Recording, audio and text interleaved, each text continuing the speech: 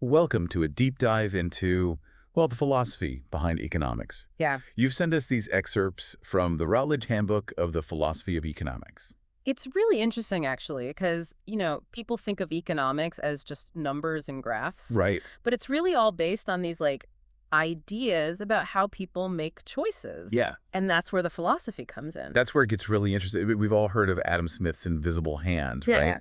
The idea that we all just act in our own self-interest and somehow, magically, society as a whole benefits. Right. That's the classic kind of Econ 101 starting point. Right. But, and this is what these excerpts highlight so well, human behavior, it's rarely that simple. Oh, no. It's not that rational. Tell me about it. Our brains they're wired in ways that, don't fit those neat economic models. Yeah. I'm definitely guilty of making a decision and then being like, wait, was that actually good for me? Like, what was I thinking? Exactly. And that's where the whole history of this idea of utility theory gets really fascinating. Okay. We have this great excerpt here by Ivan Muscati. Okay. And his chapter is literally called History of Utility Theory. Perfect. And he goes through how economists have really struggled over the years to define and measure this idea of utility. So, okay, utility. For someone who maybe this is their first deep dive with us, what are we talking about? Is it are we talking about happiness? Are we talking about satisfaction? Yeah. How much we value something?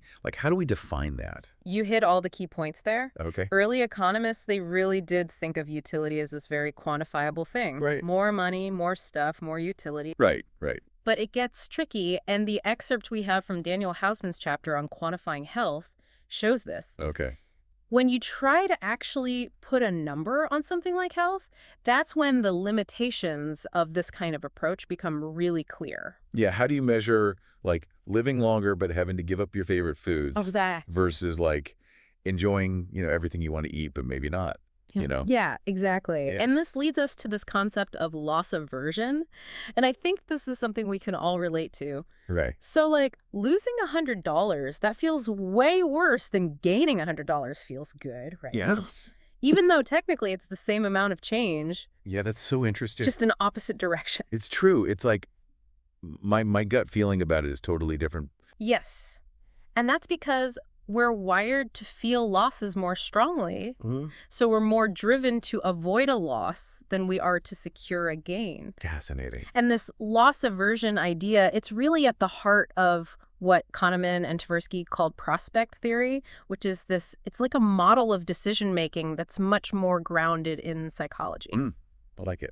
Okay, so we're not always rational. No. We've got our preferences are kind of all over the place. Yeah. But it's not just us, right? The world itself is full of uncertainty. Exactly. Which just adds this whole other layer. A whole other layer. And that's where this idea of Ellsberg's paradox comes in. Ellsberg's paradox, that sounds ominous. It does, a little bit. Okay. So imagine you have to bet on drawing a red ball. You can choose between a bag with a known 30 red balls and 60 other balls, or a bag with 90 balls, but you don't know how many are red.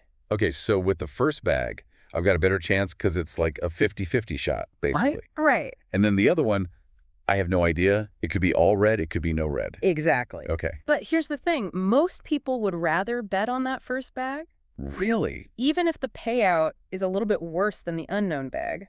So you're telling me they'd rather know, even if it means they might get slightly less, Yes. than have the potential to get more. Yeah. It's crazy. It is. What it shows is that we're not even just risk averse, we're ambiguity averse. Ambiguity averse. Yeah, we don't like not knowing. We like certainty, even if it means, we know less, even if it means less reward. Yeah, we'll take a sure thing over the unknown. That's wild. Yeah. It makes you really question everything you thought you knew about how we make decisions. Right, because it really challenges those classic economic models that assume we're all about expected value, Visually. that we're making these calculated choices based on the numbers. Yeah, so much to think about already. So, okay, we're not always rational.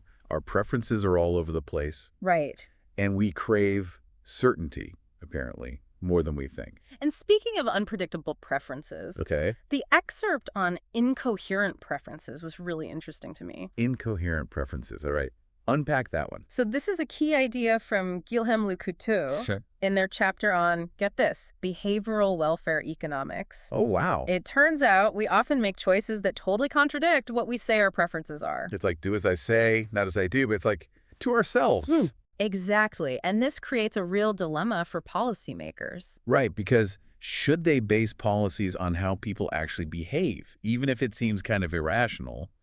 Or should they stick to these models that assume perfect rationality, even though we know that's not how the world works? It's a tough one. It's this tension between sticking to the models versus acknowledging the messiness of reality. The messiness of reality, yeah. And this really comes to the forefront when we start talking about fairness.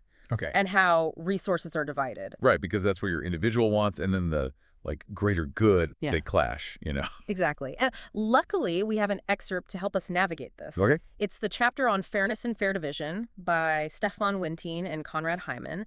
And they use a really simple example, the gloves example, to kind of illustrate this point. All right, the gloves example. Hit us with it. Okay, so imagine 3 people. Huh? Anne, Bob, and Carla. Okay. Anne, she's got a left-handed glove. Okay. Bob has a right-handed glove. And Carla's got nothing. All right, so pretty straightforward. What's the fair asterisk way to divide things here? Do we just give Carla one of the gloves and that's it? Yeah, you might think so, right? Just split them up. But what if we think about their potential value, right? Okay. Because on their own, each glove pretty useless. Right, they're not a pair, so you can't really sell them or anything. Right, but together. Ah. Yeah. So now we're not just talking about the things themselves, but the value they could have as a pair. Exactly. Anne and Bob, they could team up, sell the gloves as a set, make some money. Okay, I'm seeing where this is going, and it's already getting complicated. And the question becomes, how do they split that profit? Yeah, does Carla get a cut, even though she didn't actually, have asterisk a glove to begin with, and if so, how much? Exactly. And this is where those different ideas about fairness really come into play. One approach could be strict egalitarianism. Everyone gets an equal share no matter what. Okay, so everyone gets a third, just boom. That's equal. But then there's proportional contribution. Okay, so that's more like Anne and Bob get more because they had the gloves in the first place. Right. And Carla might get less or maybe even nothing, depending on how you define contribution. Wow, this is really making me think. So much for a simple pair of gloves.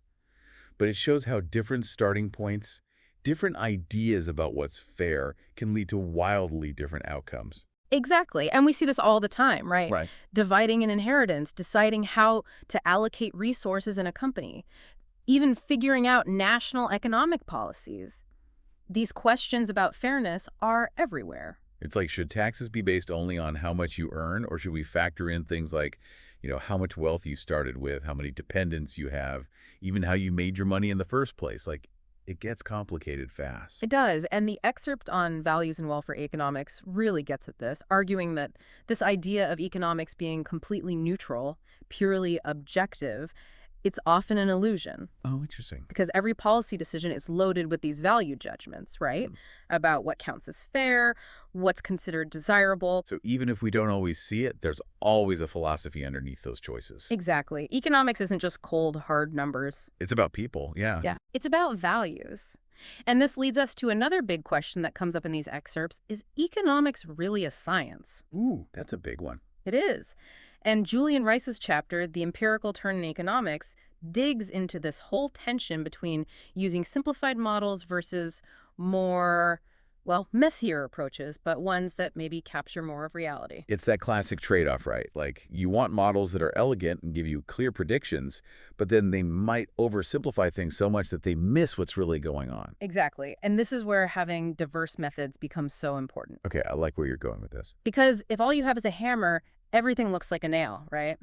Love that analogy. Right. If economists get too focused on just one asterisk way of looking at things, one type of evidence, they're going to miss a lot of other crucial insights. Exactly. And that's why Aristophanes' chapter on the philosophy of econometrics really stood out to me. Okay. He digs into the role of statistical significance in economics. Which is? So in a lot of fields, you do a study, you find a statistically significant result, and that's seen as the gold standard. Right. It means it's probably not just random chance. Exactly. But what Spanos points out is that sometimes economists can get a little too fixated on statistical significance without asking, okay, but is this actually meaningful asterisk in the real world? It's you could have a new weight loss drug that's statistically proven to help people lose weight, but what if it only leads to an average of 3 pounds? Right. Statistically significant, sure, but Not exactly life-changing. exactly. And I think that's a great analogy for this broader point. It seems like finding that balance, being really rigorous with your data, but also acknowledging how complex human behavior is and how much our values shape things. That's the ongoing challenge for economics, isn't it? It absolutely is. And there's no easy answer. It requires constantly thinking critically about the tools we're using, the assumptions we're making, and being open to a range of different viewpoints. It really does make you question what we think of as evidence in the first place. Yeah. I mean, we hear a lot about evidence-based policy these days. Right. And it sounds great on the surface. Yeah. Who asterisk wouldn't asterisk want policy based on evidence? It does sound good, right? But as the chapter by Dikos Rowe points out, it's not always so simple. So what's the catch? If we've got evidence, why not just use it? Well, the excerpt highlights a few of those practical and philosophical hurdles that come with evidence-based policy. Like, how do you even decide which types of evidence should carry the most weight? Right, because it's not all created equal, is it? Exactly.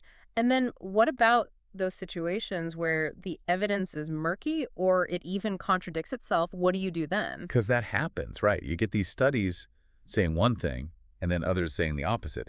It can get confusing. It really can. And that's why there's this ongoing conversation about whether those randomized controlled trials, the ones that are often seen as the gold standard of evidence, if those are asterisk, always asterisk the best or most realistic approach, especially in economics where we're dealing with these really complex systems. Right. It's not like you can just run a simple experiment in a lab and expect to perfectly capture what's happening in a whole economy. Exactly. And that's why it's so important to have that methodological diversity, those different tools and approaches in the economist's toolbox, so to speak. So it's about striking that balance, isn't it? Between being really rigorous and data-driven, but also acknowledging that human behavior can be messy and unpredictable. And sometimes those neat models we love to use, they don't tell the whole story. They really don't. It's a constant process of questioning, of being open to new ideas and new ways of looking at things. And most importantly, being willing to admit when we don't have all the answers. Which, let's be honest, is probably more often than not. But hey, that's what makes this whole deep dive into the philosophy of economics so fascinating.